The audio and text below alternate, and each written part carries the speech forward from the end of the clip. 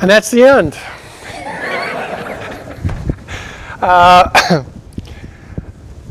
It's a great pleasure to be here. I'm amazed at how life works out. I was just reflecting about 45, 46 years ago. I'm sitting in a big room with a lot of big men, some coaches, some trainers, some things like, and I was beside myself. It was the first time that I was dressing with the current returning Super Bowl champion Pittsburgh Steelers. And in that room, I'm sitting next to Mean Joe Green, Jack Lambert, Jack Ham, Terry Bradshaw, Lynn Swan, Mike Webster, Franco Harris, Mel Blount, John Stallworth, Donnie Shell, Rocky Blyer, Chuck Noll is the coach. These men are all now in the Hall of Fame. Right. Cincinnati's got one Hall of Fame and soon to be two, Anthony Munoz. This was one team. And I will tell you, it wasn't because they were the greatest athletes. I promise you, they were not.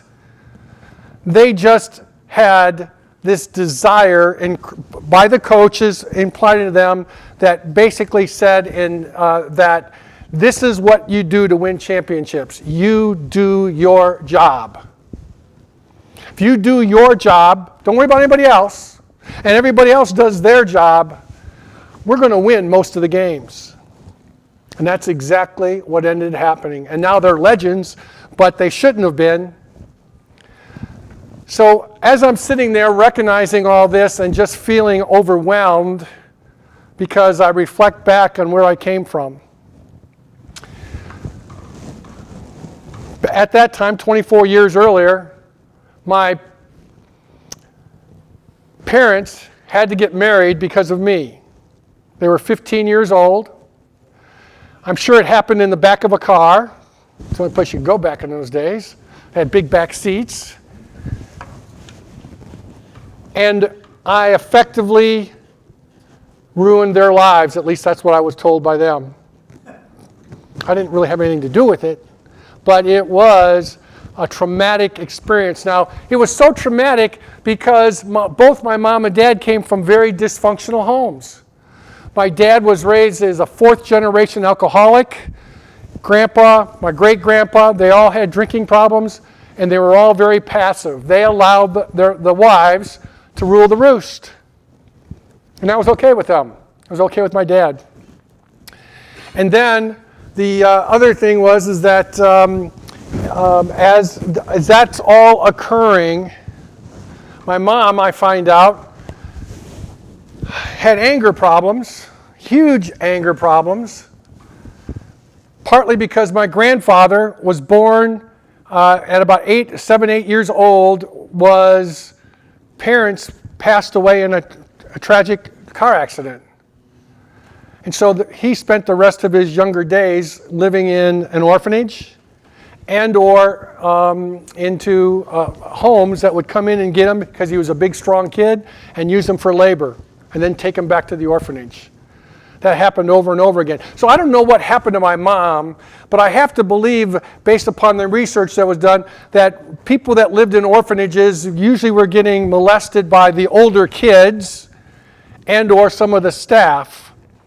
I don't know if that's ever happened because mom wouldn't talk about it, but something happened to my mom for her to do what she did to me.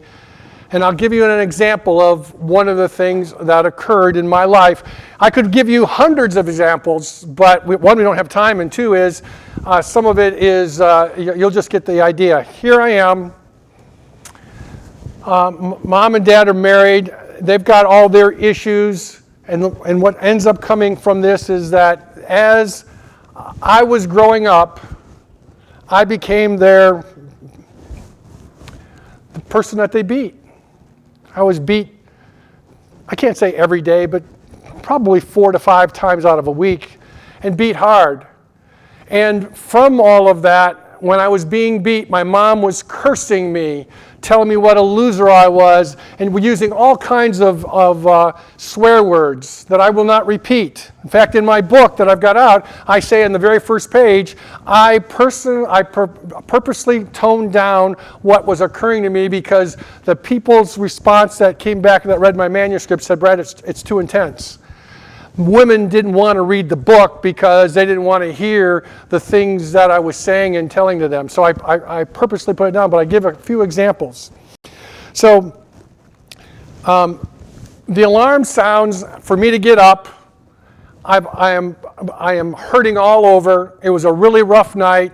My mom and dad had a huge knockdown fight, as they usually did 3 to 4 times a week, at about 2:30, 3 o'clock in the morning, because that's when the bars closed down. And so Dad would come back home, usually after about every 3 or 4 days. He would just be AWOL for 3 or 4 days. He would sleep in the car, go to work, go back to drinking, sleep in the car, go to work. Did this for 3 or 4 days until he was so exhausted he would come home.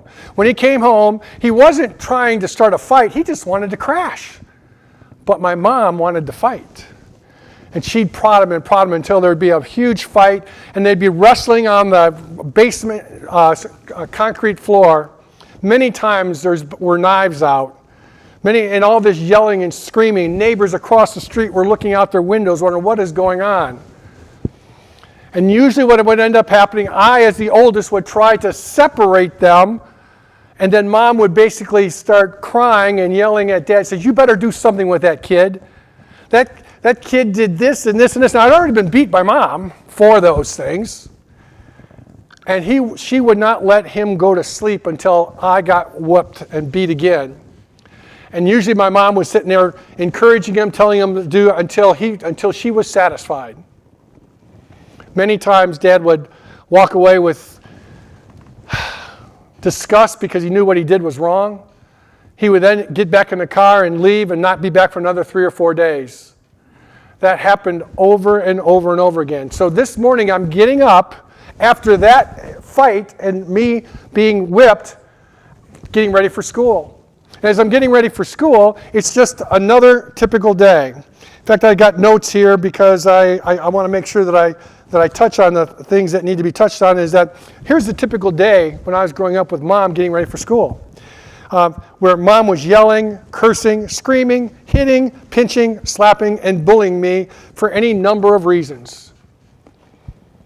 She got to really good. She had long nails and would pinch right underneath this arm, and it was just excruciating, pulling on my hair. I mean, this was practically every day, just to get out before I went to school.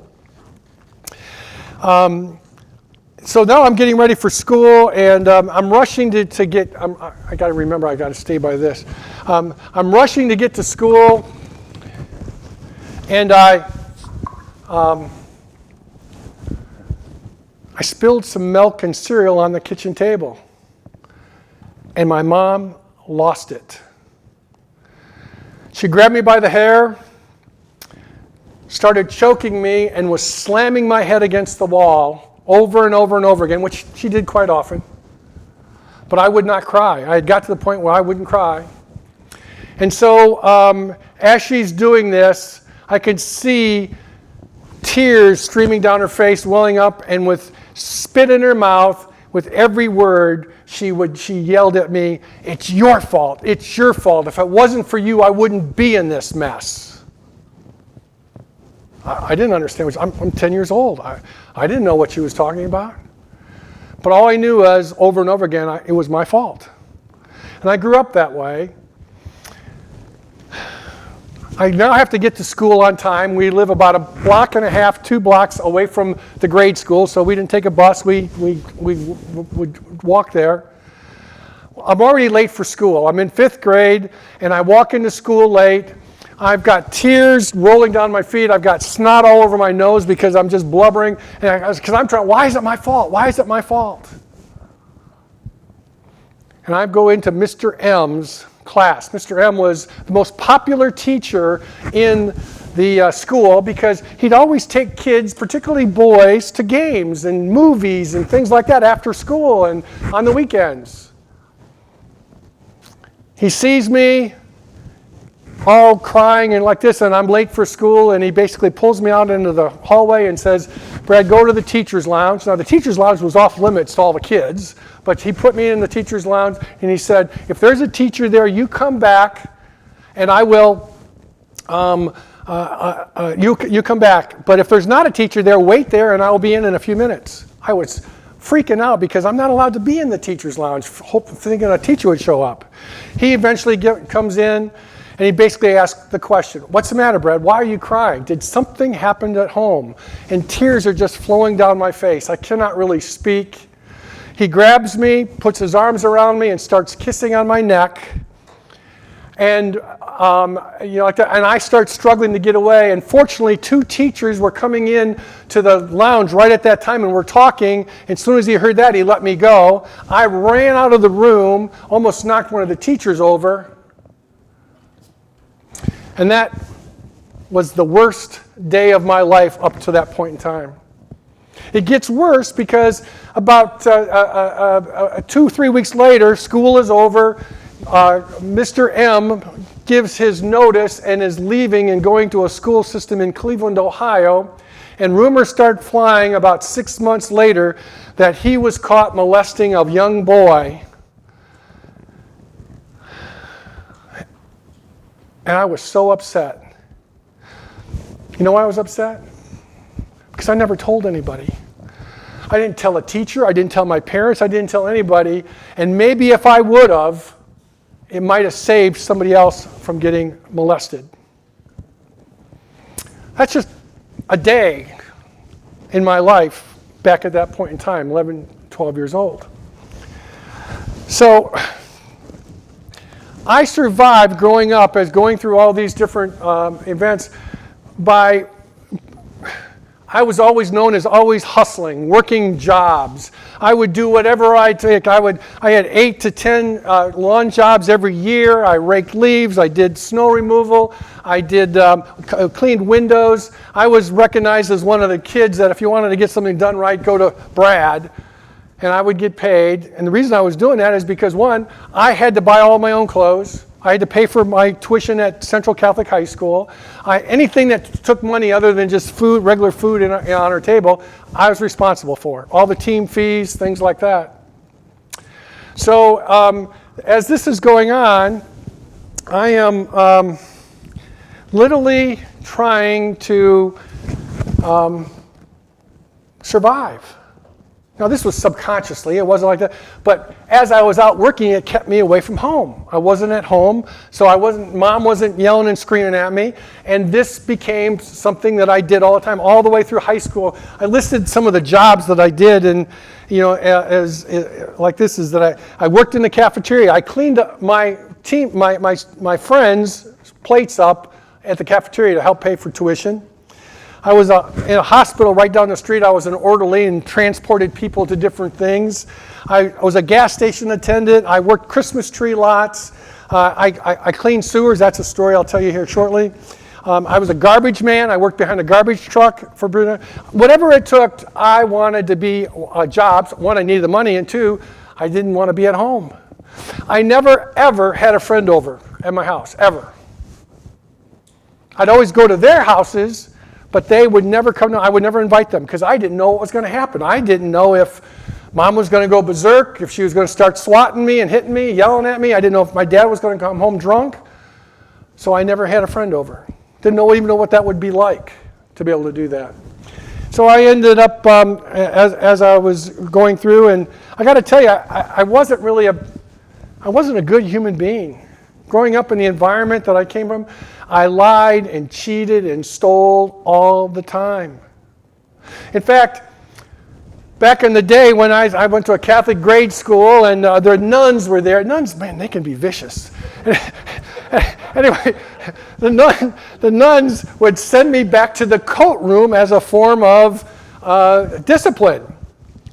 And when I was in the coat room, I would rummage through all my classmates' lunches and pull out their Hostess Twinkies and their, all those, I would do that. And if I was having a boring day, I'd get in trouble just to be sent back to the coat room so that I could take advantage of all the goods that I was able to get a hold of. I mean, that's pretty bad. I stole milk money.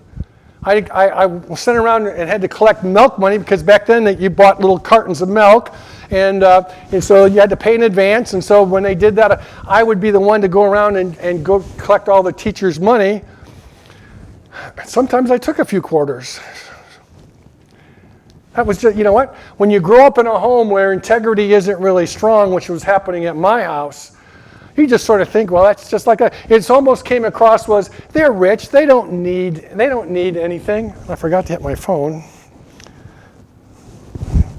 Okay, so as I was going through all this, I mean, I stole from grocery stores. A lot of times I was hungry. One time I got caught. I got caught stealing ham and cheese. Now think about that. I mean, of all the things, I'm stealing ham and cheese. They caught me, and when they caught me, they called my mom to come and get me, and she didn't have a car because Dad had the only car, and so they called the police. Police came and got me. I was banned from coming into the grocery store anymore, and they drove me back to the car in their police car. And they were giving me this lecture about I better straighten up my ways or I'm going to be put into juvenile detention. Think about what's going on today. Ham and cheese, I'm going to go into juvenile detention. So what ended up happening was as they're driving down my street, they turn the sirens on extra loud and they drive very slowly down the street, so that everybody knew it was going. Neighbors were coming outside the door, so like that.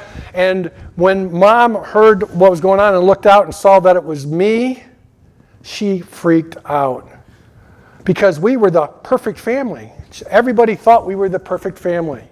Everything was good. They were young. She had 3 boys and we were well known in the neighborhood for doing things and helping people and things like that. And she was big time in the PTA association.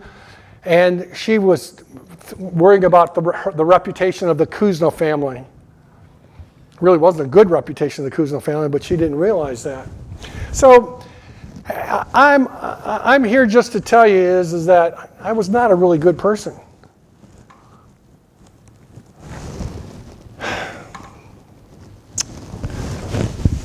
One day, Dad had one of these bring your kids to work day. I don't know if any of you have ever been a part of those, but bring your kids to work day.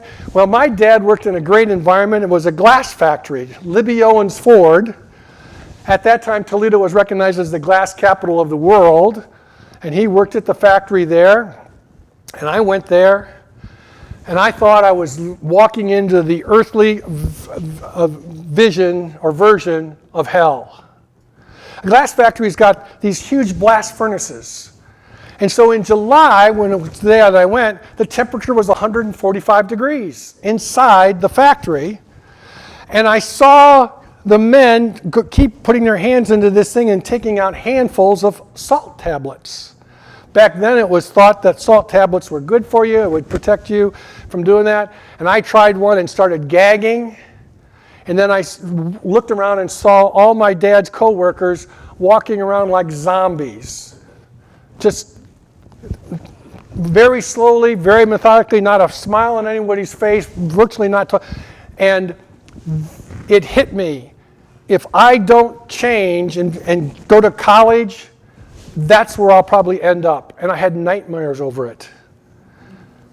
Now, when you're 11, 10, 11, 12 years old and those things hit you, it impacted me. Nobody in my family had ever been to college before. And when I say my family, I'm talking about my father, my grandfather, my great-grandfather. None of them ever graduated from an accredited high school. And I would be the first one. But we had a problem. We had no money. My parents never had a savings account, ever. It was paycheck to paycheck. Never a thought about that. And on the days that Dad didn't go to work because of his drinking, it was a short paycheck. So that just added more and more to the problems. So here's what ended up happening. I was a good athlete at Central Catholic. I played football, baseball, wrestled. Hockey was probably my best sport.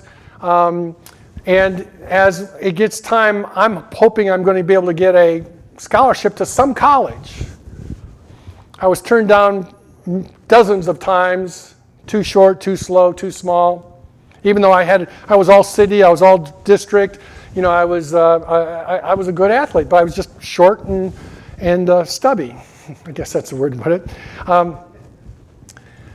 And I started feeling sorry for myself. What's going to happen to Brad? I'm figuring I'm going to have to be working at the factory here in the next year or so. And I sat down in the winter, cold winter, and hand wrote 25 letters begging the coaches for a scholarship. I sent it out to all the coaches within a 200-mile radius of Miami, of Toledo, Miami being one of the schools. Miami had already turned me down. Bowling Green had turned me down. Toledo had turned me down. Michigan and Ohio State had turned me down. Lots of schools had turned me down. I never got a good letter. And I begged for a spot, but in this one, I put my video in there of the last 2 years, sent it out, and only one coach responded. Coach Bob Rublin from Miami University. Now, Miami happened to be the school that I wanted to go to because I had visited there on a college trip, and it was a gorgeous campus. It was everything that I did not see at Toledo University or Bowling Green. It was just very iconic, and that's where I wanted to go. But I could only go wherever I got a scholarship. Coach calls up and tells me in so many words, he says, Brad, that was pretty bold on your part to send a letter when we've already turned you down. But we looked at the video and we think that there's some potential there. Are you still interested in coming to Miami? Absolutely, Coach. Is there any scholarships? No, we don't have any scholarships. But we have an alumni that works in the Toledo area that thinks he might be able to get you a decent paying job. I said, Coach, I'll do whatever. And sometimes I look back on it, I probably shouldn't have said that. And that whatever was working in the storm sewers underneath the expressway systems of Toledo, I-75 and 275 or 475, whatever, I forget what it's called. And I would go down in the morning and I'd have to put my equipment on, and that was a miner's hat, that was overalls, it was boots, gloves, a mask. And I would go down into the manhole cover about 10, 12 feet below ground, and it was the worst nightmare. When you go down there, it's black as pitch. It goes on for miles. You're in this little tube. And a good day was when I was in a 60-inch or 72-inch tube. A bad day was when I was in a 48-inch tube, because I'd be on my hands and knees with a scoop shovel and a red wire wagon putting all the crap, because when it rains, all that sediment and soil goes someplace.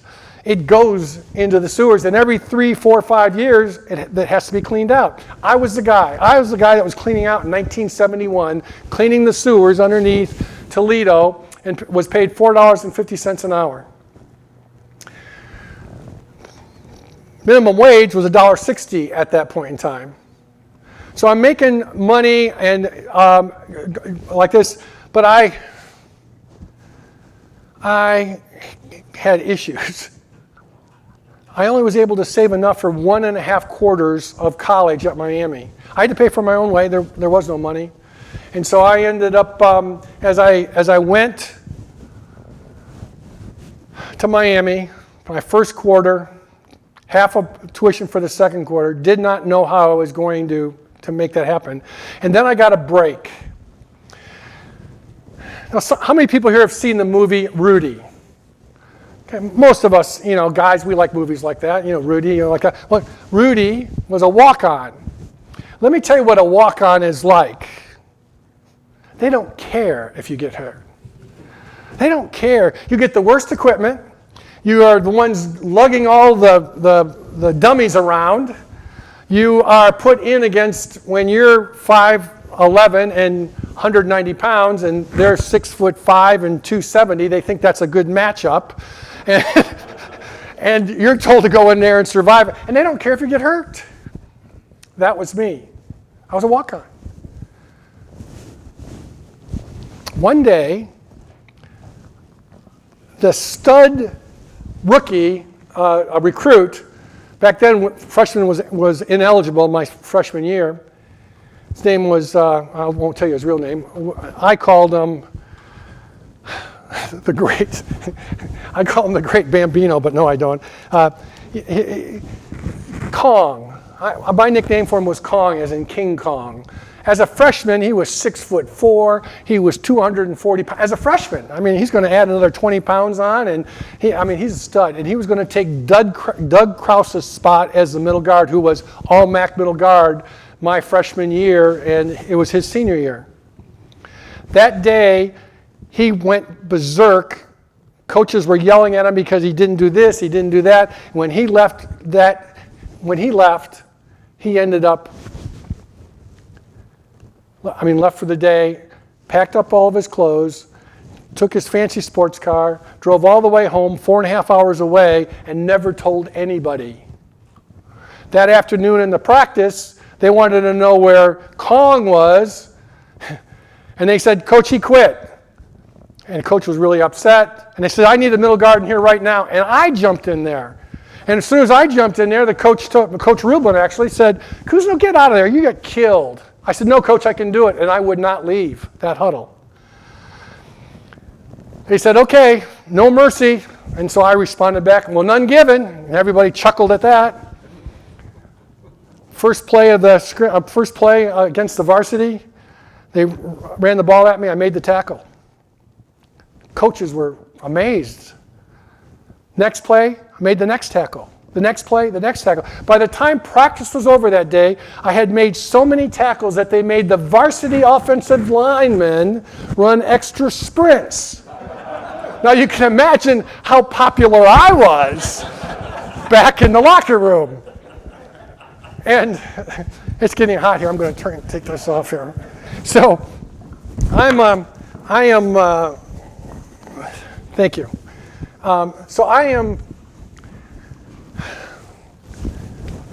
Every day was a war. Every day was a war from that point forward. The varsity offensive linemen, they would grab me, they would kick me, they would grab my helmet and try to twist my neck off. I fought every day. I had to. It was survival. But I would not back down. I didn't care what they were going to do. I had to have a scholarship. And if I could do well against the number one varsity offense, I would think the coaches would recognize that, and they did. So they moved me from outside middle linebacker on the freshman scout team, second team by the way, and put me to the middle guard position on the freshman team, and like that. And then they gave me a third scholarship, 1/3, before school actually started my freshman year. And that made a huge, I couldn't believe it. I mean, nobody ever gets a partial scholarship as a walk-on freshman. You don't do that until you are still there the next year. They might give you a scholarship.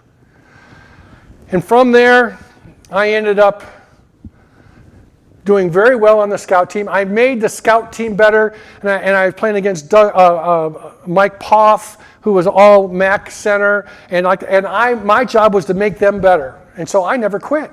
I worked very hard. I wanted to be a great thing. And from this, I ended up becoming the most valuable player of the freshman defensive team. A walk-on. Now, who would have known that? From there, I ended up wanting to be the middle guard, and I had a meeting with Coach Mallory. Coach Mallory tells me, "Brad, we think you are amazing, but there's no way we can have you at 100. I'm now up to 195 pounds, not 190, 195. And I'm going to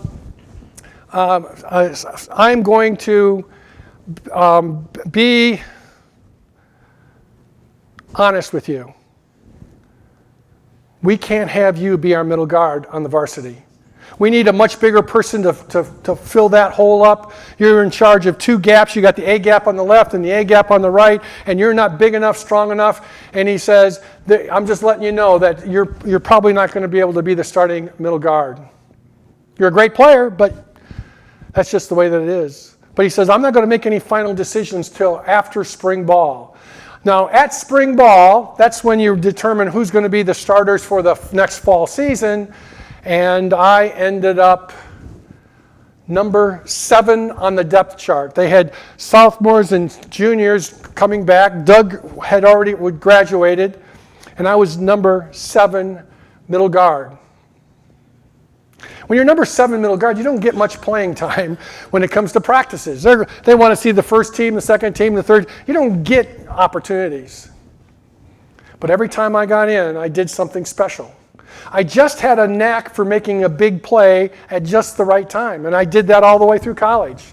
Andy will attest to that. That's what I did. I blocked kicks, I made sacks, I did things.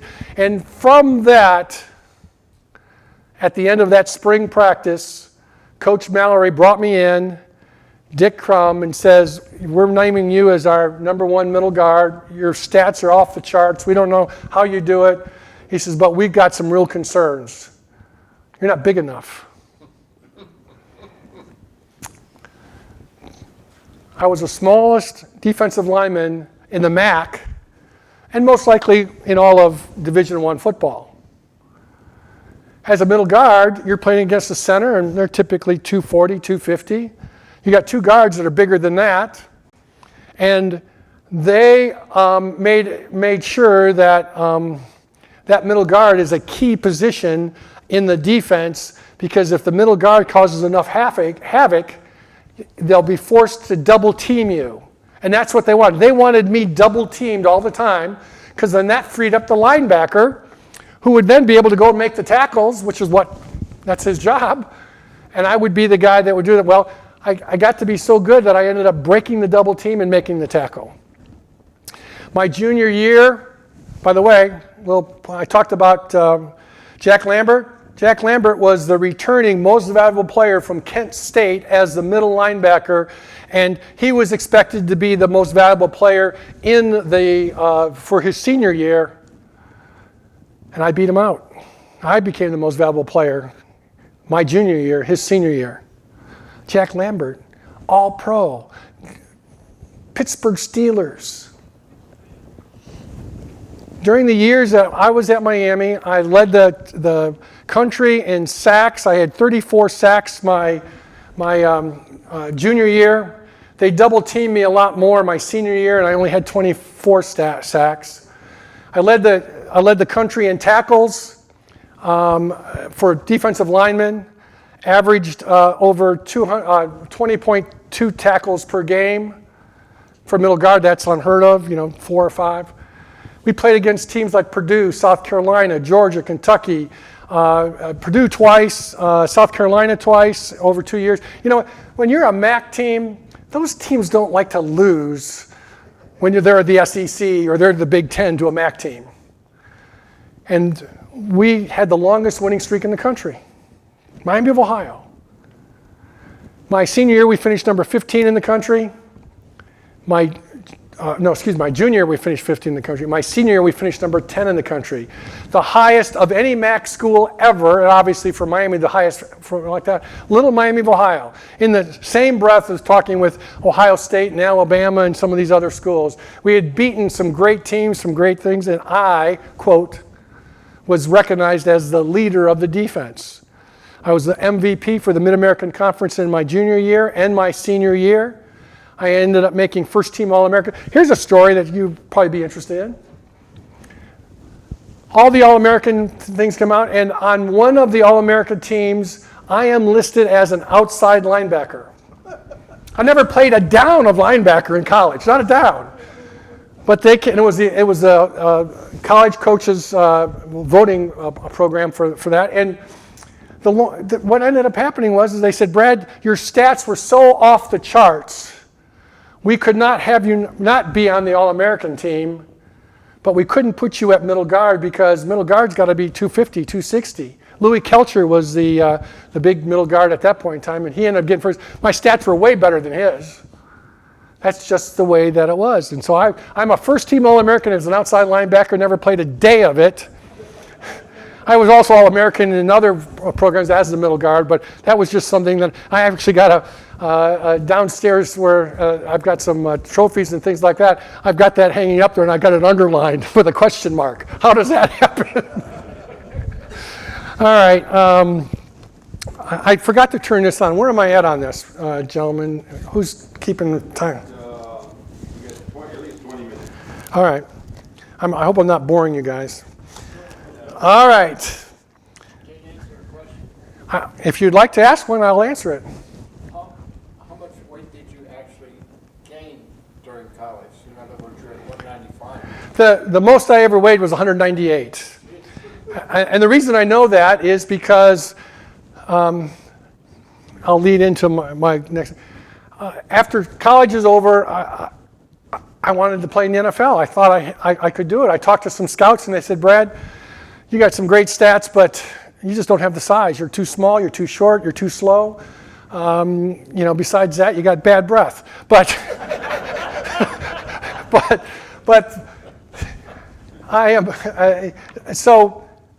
but I'm expecting to hear something in the later rounds. Why? Because a lot of times they'll take risk. And at that time there were 17 rounds. 442 football players. 2 basketball players, by the way. 2 basketball players got drafted, and I did not get drafted. Nothing. Why? They couldn't project me as a linebacker. They never saw me play linebacker, even though I was an All-American as a linebacker. And so I am, as I'm going all this stuff, I am devastated. I didn't want to go out of my dorm room. I didn't want to talk to anybody because all the kids on campus, I was a stud on campus and people knew who I was, and they'd be asking questions. Well, what round did you go in, Brad? And I couldn't face them. Next morning, I get a phone rings about 9 o'clock, 8:30, 9 o'clock in the morning, and I pick up the phone and the gentleman says, is Brad Casino there? Casino. A lot of people do that. And I said, well, this is me, sir. And then he goes, Brad, this is Paul Brown of the Cincinnati Bengals. And he lets me know that you should have been drafted, Brad. We were going to draft you, but we started thinking no one else was going to draft them. We can come back afterwards. And ended up like that. And so Paul Brown, basically we had a conversation. And about 2 hours later, I get another phone call. Chuck Noll, the Pittsburgh Steelers, the reigning Super Bowl champs, was calling and saying, Brad, we think you got a lot of heart. We think you can really do something. We'd like for you to consider coming out and being a free agent. And Coach Brown was saying the same thing to me, free agent. That wasn't when a free agent was a good deal. My signing bonus was $500. If I made the team, I got another $1,000. And I played at the league minimum salary, which at that point in time was $21,000. We played in a playoff game against the Oakland Raiders, and we lost that game. But on my W-2 for that year was about $33,000, bonus and everything. And I was the lowest guy in the totem pole. But you know what? My dad worked his whole life and never made more than $11,000 a year at a glass factory, including overtime in 145-degree heat. And I'm sitting there going, I think I'm doing pretty good. I'm having for 5.5 months. I'm playing a game I love. People know who I am. They buy me drinks when I go out. I mean, it was a good time. Had a great career. I was a special teams phenom. I had no fear. I would run down. I would make tackles. One game, I think I had 4 tackles on the kickoff team. They only kicked it off 4 times. But I was driven to be able to do that, and I wanted to play middle linebacker. Unfortunately, there was a guy named LeClaire there, and he was 6'4" and about 240, and so I had limited playing time. Paul Brown retires after that year. We had a great team that I think we were 11-3 at that particular time. And he retired, and they named Tiger Johnson to be the coach. Tiger Johnson, we had a little meeting. I gave him, he wanted to let me know that he wanted me to be the captain of the special teams and to be able to go out and do what you do, Brad. And I said, Coach, I want to play linebacker. I want to shot the linebacker. And he goes, Brad, there's zero chance that you're going to be our middle linebacker. You're too short, 5'11". You don't weigh enough. And at that point in time, I was about 210. He says, there's no chance. I didn't like it too well. I sort of had an attitude. I was polite, but I had an attitude. 4 weeks later, I was traded from the Cincinnati Bengals to the Chicago Bears. And I went there with a big chip on my shoulder. I was going to make them forget who Dick Butkus was by the time I got done. That was my mindset. And the same thing happened there. I played the games. When they put me in at linebacker, I excelled. I had made all the right moves and made sacks and blocked kicks. But they wouldn't put me in at linebacker. And I had a meeting with the coach, the head coach. And after the meeting, or while the meeting was going on, he just basically told me, he says, Brad, there's no way that you're ever going to be the starting middle linebacker for the Chicago Bears. And he told me the story about Dick Butkus, which I already knew. 6'4", eats glass, 245 pounds, one of these kind of guys. That's not you, Brad. And that's who we want to be our middle linebacker. And in my immaturity, in my way or the highway mindset, as I left, I told the coach, either play me or trade me. And the next day they waived me. Waived as in cut. And my world came crumbling down. Everything I was based upon who I was as an athlete, as a football player. I didn't have great self-esteem growing up in the home that I came from. And as a result of all that, within 10 minutes of hearing that, the voice comes in. It's my mom. It's my mom yelling at me and beating me, or as she's beating me, cussing at me and swearing at me and telling me what a loser that I am, that I'll never amount to anything, that I'm an embarrassment to the family. This is what I heard in my head over and over and over again. Drove 6 hours back to Cincinnati. Relentless. She was in the back seat. I kept looking in the mirror saying, where's she at? It was that loud. Now for 5.5, 6 years, I didn't hear any of those voices because I was a stud. I was on top of the world. Everybody knew who Brad Kuzno was at Miami's campus. I was written up hundreds of times in bold things, Kuzno this and Kuzno that. Tony Mason said he's going to buy me a graduation present when I graduate because I was such a thorn in their side at UC. We never lost to UC, by the way, any UCers. We never, when I was there. And my life changed. Men, you know what it's like when you maybe lost a job.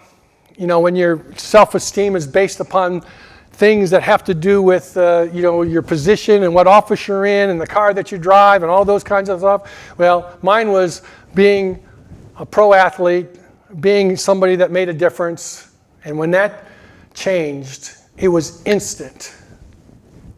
And I was beside myself because I knew this. I knew that it was just either a matter of 10 days, 10 weeks, 10 months, 10 years, I was going to be out of football. How could I live my life with this voice in my head? So I started reading lots of positive thinking books because growing up, I was banished to the basement, and so I read lots of books. I started reading these books, and there seemed to be a thread through the books. And as I'm reading it, something starts happening and changing to me being more open to the situation or relationship with a God. I didn't want anything to do with God. God abandoned me. God left me with my parents where I was their battering. I was their practice. I was the scout team. And literally that became the situation that I was trying to figure out how to get Brad well. I didn't talk to a shrink. I didn't do anything. I just read books. In the course of being a successful guy, growing up and playing football, that was an overachiever. Would you agree that I was probably an overachiever? People love to hear those stories. So I started getting asked to do speaking. I'd go out to events, and one of the speaking events that I was signed up for when I was after playing with the Chicago Bears was in Charlotte, North Carolina. It was a major event at an Amway rally. Entrepreneurial people like that, 4,500 people were expected to be there, and I was to give the keynote address. My rags to riches, against all odds story that I've told hundreds of times. And it was so successful that people stood in line for 30 minutes just to get an autograph. And I said, I didn't have anything to, they kept asking, do you have a book? Do you have anything? I didn't have anything. I signed, if they put a piece of paper for me, I signed it for them. They stood in line for 30, I wouldn't stand in line for 30 minutes, probably for hardly anybody. But they did. That night, they had a dinner, a celebration dinner. It was an outstanding success. I mean, I had got rave reviews, and the head leaders of that event basically invited me to a church service. Well, I was raised Catholic. Catholics do not go to church services. They go to Mass. And I didn't want anything to do with it. I basically, told them, sorry guys, we got a 7-hour drive ahead of us. My fiance, Tammy, was with me. We were married 3 months later. And I said, we won't be able to make it. But something was in the back of my head, kept coming at me and says, why don't you just stay? You're already here. I mean, what's the big deal?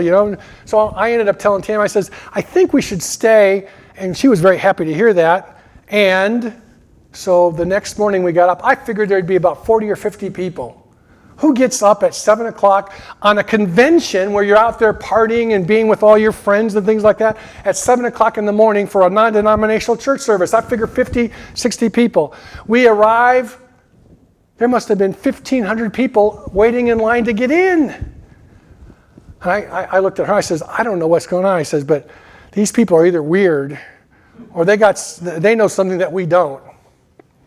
So we go into the event and people are hugging and laughing and having all the things that you do when you got friends and you're doing like that. And the event starts, there's singing going on. And I'm looking around like, what is going on? That's not what happens where I went to church.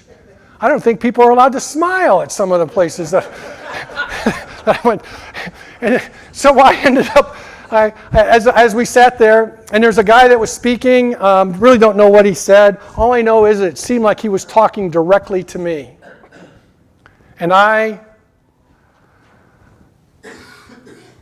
grabbed Tam's hand when the speaker said a call to action. I think they now call it an altar call, but it was a call to action. And I grabbed Tammy's hand, not realizing she had to make her own decision.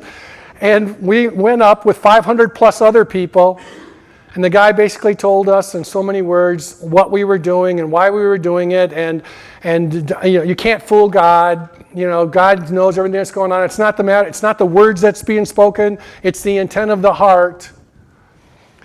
And they said a prayer, and I prayed it out loud as I could with every ounce of my being, and I felt nothing. People around me were laughing and hugging and crying, and they got goosebumps down there, but I didn't get the goosebumps. And I remember walking away from there very dejected. I feel I must have done something so bad that even God rejected me. My mom rejected me, my dad rejected me, and now God has rejected me. Drove back to Cincinnati, Ohio. Not one person in Cincinnati knew what I had done because I didn't think I'd done anything. I didn't get all of the, and I'm in a mall, Kenwood Town Center. I'm in a mall, maybe it was another mall, I don't know. I don't know how old Kenwood Town Center is, but I'm an old guy. And so I'm walking past, and I go past a Christian bookstore. I'd never been in a Christian bookstore before, ever. Never had picked up a Bible before. Walk in, ask somebody about what's a good book about God, and this lady pulls out this thick leather-bound book, an old King James Version book, and she says, this is a popular book. I picked it up, took it home, started reading Genesis, because that's what you got to do. You start at the beginning, right? Every book, you read Genesis, Leviticus. I could not understand what I was reading, and I became so upset that I couldn't understand what was written in that book. 3 days later, I'm back in the mall, a whole nother purpose, go past the same store, and I get this inkling to go into the store. And I'm thinking, I'm not going back into the store. I've already bought one Bible. I'm never going to buy another one. But something kept prodding me to go in. I ended up going into the store, And I find this lady that's working, not working, but is in an aisle looking at some books. And I just started a conversation. She says, do you come here often? And she says, yeah, I try to come here. I try to figure out ways to help people know about God. And I said, well, that's what I'm here for. And I said, well, and then so she looked and I told her my situation with the King James Bible. And she said, well, might be a better place to start as a newbie. And gave me this book. It was a Living Word Bible, something common sense that you could be able to read and understand. I bought it. 2 Bibles in 3 days. I mean, who does that? I hadn't done the first one. And then from there, I ended up going back, taking the book that she had said, and I know. And then what she says, well, I told her, I said, maybe I'll be able to figure out Leviticus better. And she goes, no. She says, you don't start at the beginning. You start at the middle in the book of John. I said, really? Who would know that? I wouldn't know that you start in the middle. And she explained to me, and so that's what I ended up doing. And I went home, and I could not put the book down. Now, I'm playing football right now in the NFL. I'm back with the New York Giants. It's off season. So I'd get up at 7 or 8 in the morning, and next thing I know, it'd be 1, 2 o'clock in the afternoon. And I did that for months, reading. It was like I had this huge hole in my heart. I went through a lot of trauma. And through that is something was happening to me. One of the things that Tammy noticed right away was I wasn't yelling and screaming and cussing like I normally was. I'd be driving in a car, and if someone didn't turn their blinker on, or if they moved in front of me, I'd be yelling and screaming at them. And I just had this pent-up thing. What would you do if you were raised the way that I was? I mean, I was just responding based from that. But she started noticing that. And then about 3 weeks later, she said, Brad, you're not swearing. I didn't even think about it. Tammy and I got married on April 2nd, 1977. By the way, she was a Shakerette at Miami University, and that's how we ended up meeting. But from there, we get married. And I can just tell you that I had changed to such a degree, and that's 3.5 months from reading the scripture and from doing stuff that God was working in my ways that I cannot begin to comprehend and understand, but I was being transformed from a wild beast to someone that had a heart. If I would have married Tammy without that, the marriage would have lasted probably less than a year. I would have crushed her. If I would respond the same way that people responded as I grew up in, I would have crushed her. She had a sweet spirit. She was the ideal woman for me. And I wasn't trying to change. That was just happening. So based upon the time and all that I will just share with you is that I am so glad that I got cut from the Chicago Bears. Because without being cut from the Chicago Bears, I might never have become a Christian. Because it usually takes going through difficult, challenging times, and I was going through difficult, challenging times, but it was in ways that I didn't know how to fix. I had scars. I had a lot of scars. One of the things I'll end with a story, and then I will move forward.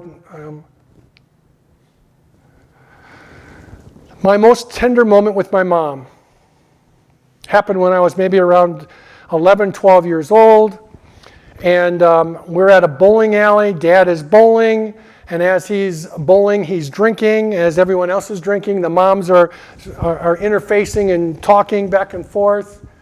And I go into the playroom area, and there's a bully there picking on my younger brother, who's 11 months younger than me. I told him to get away from him, and like this, and then he pushed my brother down. And I go over there and I teach him a lesson. In the process, he's bleeding. He rips my sweater, and I know I'm in big trouble. We get leaving, I got my coat all buttoned all the way to the top. Wouldn't you if you had a torn shirt, blood all over it? You button all the way to the top.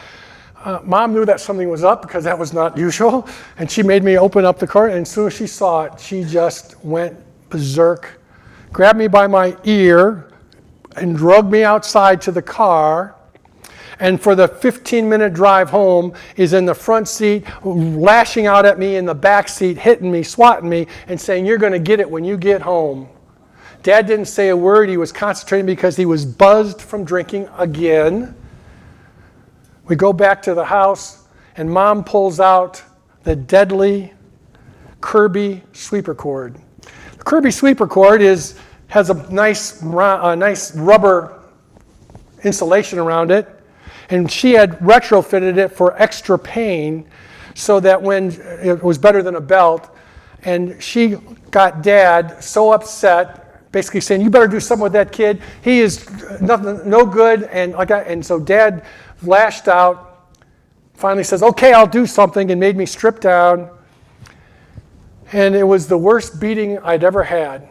And my mom was egging him on, telling him to be able to do that, till finally my dad was so tired, he had hit me all across my back, my butt, my legs, hit me in the face a few times when he missed, and I'm bleeding. And finally he just breaks off and he says, "There, are you happy now? You evil blank." Blubbering up the steps, goes out to the car, drives off. We don't see him again for 5 days. I am in shock. I'm sitting in the corner, not crying, just sitting there looking dazed out. And Mom sees that there's blood on me, goes and gets a pan of water, tells me to lay down. I lay down and she puts a cloth on me and is rubbing the blood off my back and my butt and my legs and my face and talking to me and nice, saying she's so sorry, stuff like this. And I'm thinking, "Oh, what is the matter?" She never said anything nice to me. That was the most tender moment I ever had with my mom. After that beating. So, as I'm closing, by the way, there's many other things I could share, I just don't have the time. But I would just encourage you this. Men that are in this room, you folks make a difference. You make a difference to your kids, you make a difference to your grandkids and your great-grandkids if you've got them. They need to see you. Because if you saw the family that I came from, now if we can, we're going to, where is my, Right here. oh, yeah.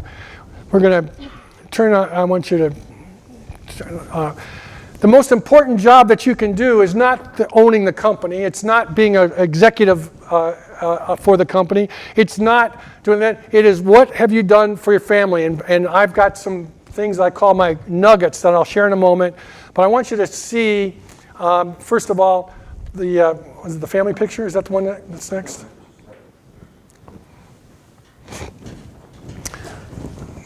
Based on my life, as I'm sitting after being reprimanded and beaten by my parents, I'd be sent to the basement, I'd be put into the garage, and what they would basically, when I would do that, I would just be crying and wondering, will I ever feel love? Will there ever be anything that would make me feel whole? I had no concept of what a family was. None. And now, years later, this is my family.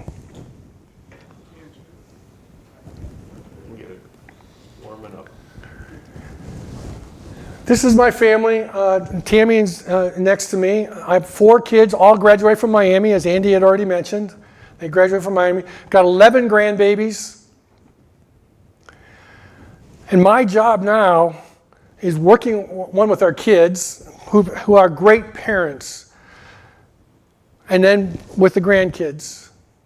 Because that's a legacy that lasts for generations. And you folks, where you're at right now, I don't know, it doesn't really matter. That's your job now.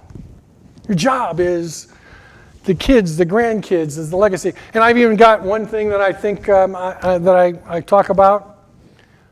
It's much more important, this and your legacy, than leaving a bucket of money to them and they don't understand what it took to get there, and then they basically throw it away.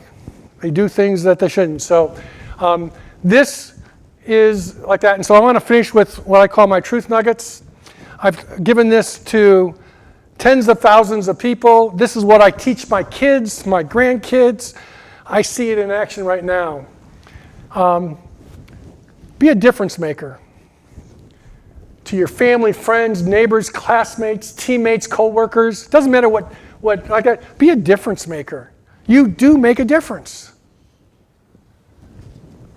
Always give your very best in everything you undertake. In school, in sports, chores, hobbies, being a friend, mentor, life coach. All of these things like this. And here's my quote. Why knowingly cheat yourself by coasting? And when I was playing football in the pro level and at the college level, there was lots of people that were far better athletes than I was, but they coasted. They were only given 80% or 90% because they could get away with it. But in life, you look at the mirror and you say, did I give my best? If you're giving your best, that's all you can do is give your best. So I encourage this. And by the way, I think we're going to give you a handout of these that you can take with you because I think it's great things to teach your kids and your grandkids and your coworkers. Finish life well. We're at that stage, guys. We've already been to the dance. We know all the things that are going on, in our lives like that. Finish life well regardless of your age, whether you're 8 or 98. Leave a life legacy that benefits your family, friends, and others for generations. Some of you are already on that purpose. One of the reasons why you're here is you do things to help other people. You make a difference. And I want you to really grasp that. Love and cherish your family. And love and respect. You know what? There's people that I know that have had grudges against their family. Some of their family members have never forgiven them. And on their deathbed, they're wishing that their brother, their sister, their mother, their father, somebody would come by so that they could make amends. Be the one to forgive. Why? It's for your benefit. God tells us we need to forgive because, one, we are forgiven. But the real point is, it comes down to this, is that you're just hurting yourself when you don't forgive.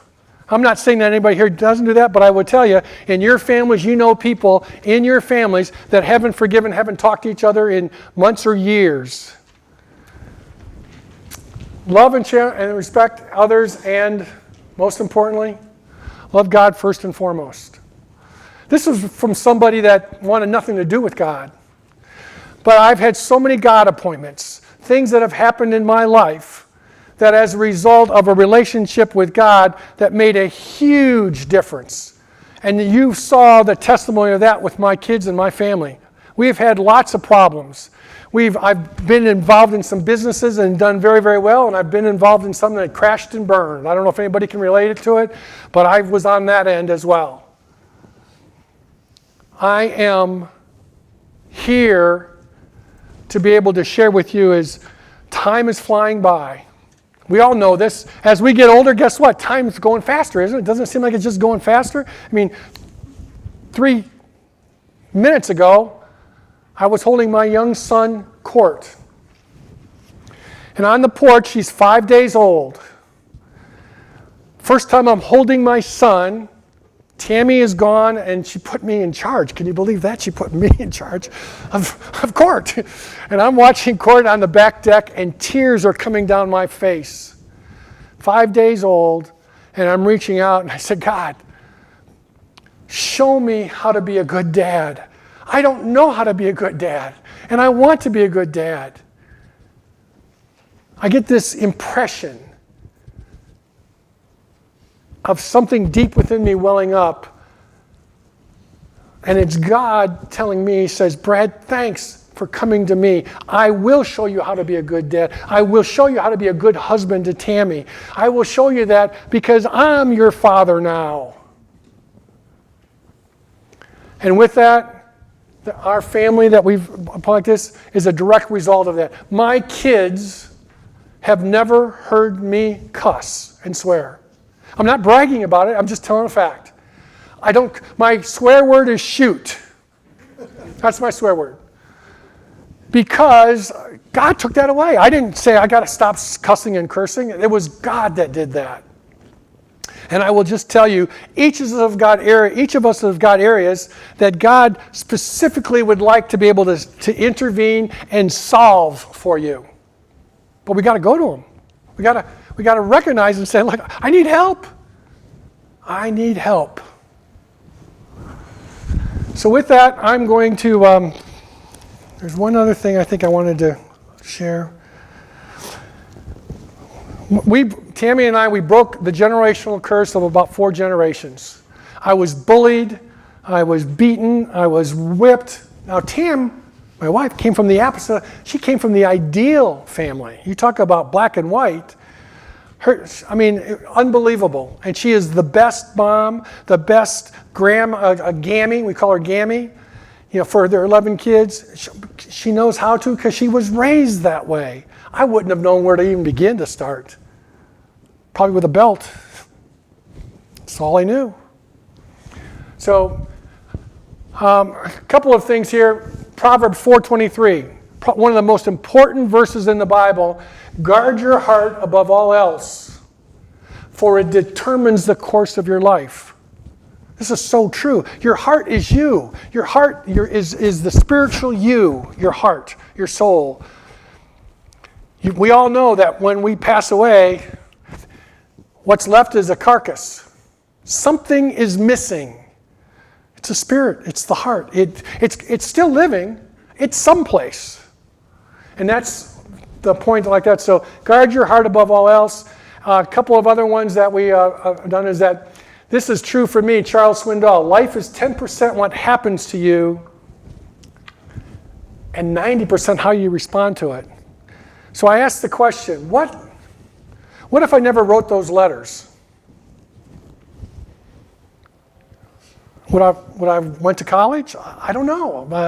I wrote the letters, and only one coach responded. What if I wasn't willing to be working the sewers? I don't know how many of you guys, but just think about a job and then you're offered, how would you like to work in the sewers? It's a pretty good profession. What if I said no to that? What if I wasn't willing to be a walk-on, a lowly walk-on? The lowest thing to dirt as far as all the varsity players are concerned. Oh, you're just a walk-on. You're expendable. What if I wasn't willing to do that? Over and over again, each of us can look at our lives and we got some what ifs. What ifs? And it depends on what we do with those what ifs. Show me someone who has done something worthwhile and I'll show you someone who has overcome adversity. Life is filled with adversity. We all know it. But we can overcome it. We have a great God who basically says, I am here to help. I'm here to make a difference. I'm here to do that. Trust me. And when we do that, we can become something that's very, very special. And with that, I will close and open it up for questions for anyone that has got a question. I would be happy to be able to do that.